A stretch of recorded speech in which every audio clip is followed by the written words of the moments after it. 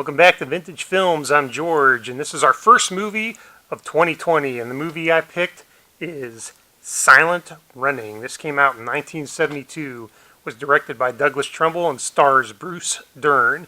I have seen this movie before, but it's been a long time. I mean, I might not even have been a teenager the last time I've seen this. I might have been a preteen when I saw it on TV. I remember it being on one of those late night monster sci-fi movie shows hosted by a local host. I remember it was on one of them, and I've seen it before, but my memories of it are very vague. I remember there are robots in it.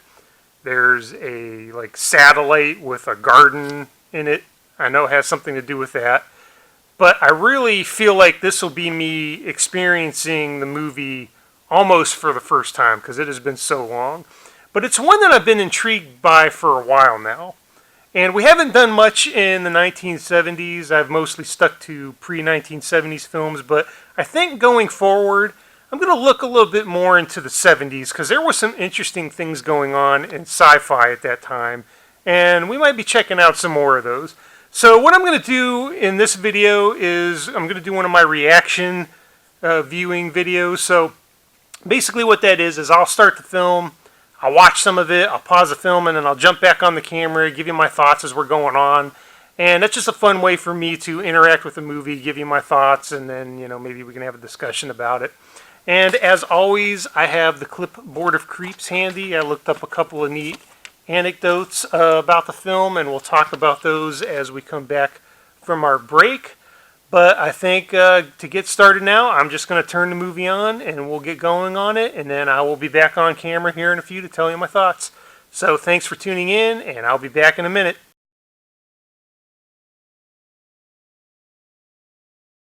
Okay, checking back in around the 30-minute mark of this movie.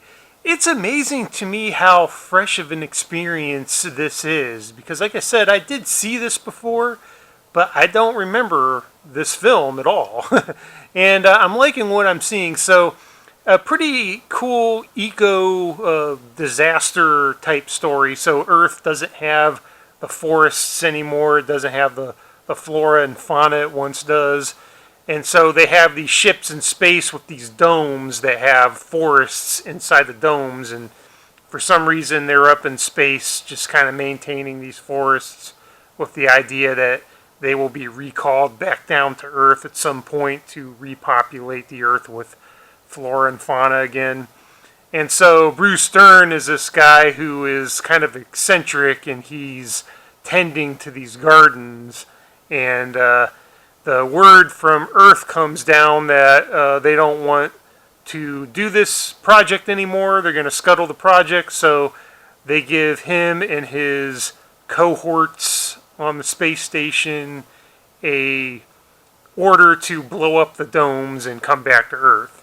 I can see where this is going. He's going to put up a fight, and that's an interesting story. I do enjoy what I'm seeing. So real quick before I get back on, I got the clipboard of creeps. Like I said, I want to read a couple of quick anecdotes here about the movie. So the first one is there are 3 drone robots named Huey, Dewey, and Louie in the movie.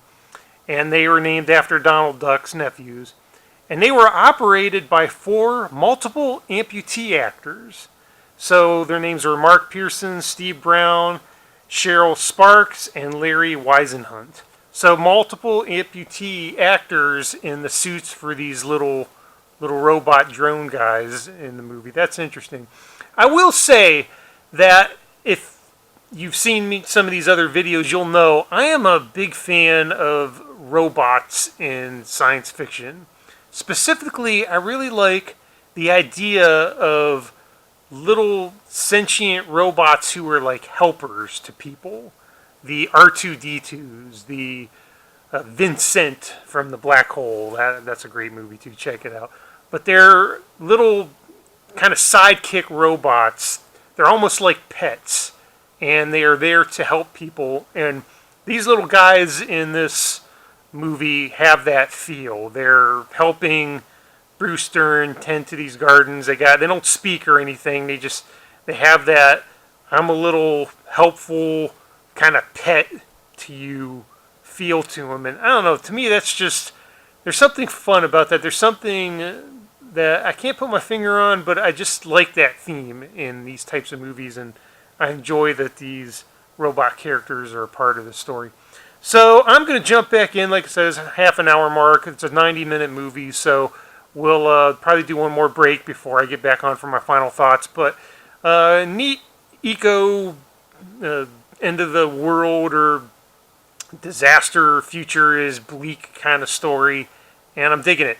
I'm digging it. All right, I'm going to jump back on. I'll see you in a few.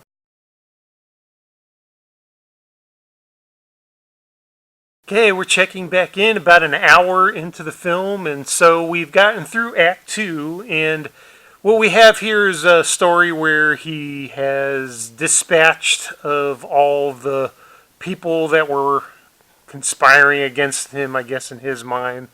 He wanted to save this garden, so he has fixed it so they are out of the picture, and now he can go off into space with his ship and this dome and have his garden attend, and he's alone now. And so I can see what they're doing here. It's an idea where Bruce Dern, his character, is going to slowly start to unravel because he's alone. I like that. It's a neat kind of idea. So I'm going to get the clipboard of creeps out again, talk about a couple more things. So the robots, like I mentioned before, the Huey, Dewey, and Louie, they are more predominant in this act because he is alone. And I think it has a lot to do with the idea that they are going to be like now his surrogate friends because the other people he was working with are no longer available. And so one thing the Crypt Border Creep says here is, on the DVD of this movie, Douglas Trumbull, the director, he gave his blessing when George Lucas approached him about working on Star Wars, and he mentioned that he wanted to create a robot similar to the drones in this film, which is R2-D2, and Douglas Trumbull gave him his blessing. But then 20th Century Fox ended up suing Universal Pictures in 1978, claiming that the TV show Battlestar Galactica, also 1978, was a ripoff of Star Wars. So then Universal came back to 20th Century Fox and said, well, Star Wars is a ripoff of Silent Running because of the robot and the copying of the drones from this movie. And so they were able to turn it around because of this film, which is kind of funny to me. I don't see very much in this movie that is similar to Star Wars in any way. But like I said before, the idea of these robots that are helpers and they don't say anything, but they got a personality, there is some connecting threads there to R2-D2, which I will say you can see that DNA they share. So that's a pretty cool idea, I think. All right, so I'm going to jump back in, finish this film, watch the third act, then I'll come back on to give you my final thoughts after I'm done with that. See you in a few more.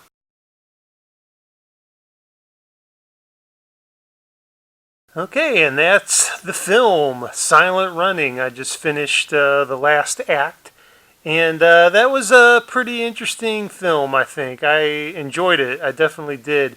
It's a time period when they could use plastic models, and that was the effects, and you can get away with it. Today, I think that's pretty dated. If you were to do that in something today, it would look pretty low budget. But at the time this was set, they could get away with that. But I like that. You know, we're so used to CGI now that there's a feel that comes with looking at an actual physical object being the effect, even if you can tell it was a plastic model.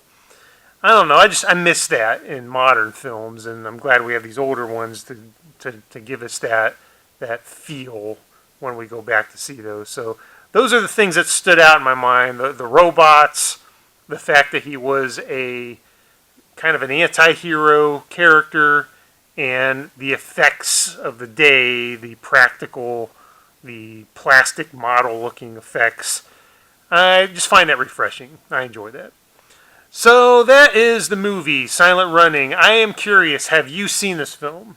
And if you have, do you have any thoughts on it? And if so, please let me know. I would like to hear what you have to say in the comments regarding this film. All right, we will be doing some more of these videos in 2020. My thought going forward is to kind of rebrand this part of my YouTube channel. I don't want to think of these as film reviews as much as film discussions. I'm not very interested in reviewing things, but I am interested in discussing things and watching and sharing my thoughts and getting your thoughts. So I'm kind of referring to this going forward as Vintage Film or Vintage Movie Club versus Vintage Movie Reviews. And I'm just going to continue to think of them like that as I'm doing these videos going forward. So that is the plan for 2020. Looking forward to some more coming soon. And thanks again for taking the time to watch. I really appreciate it. And until the next time, have a good one.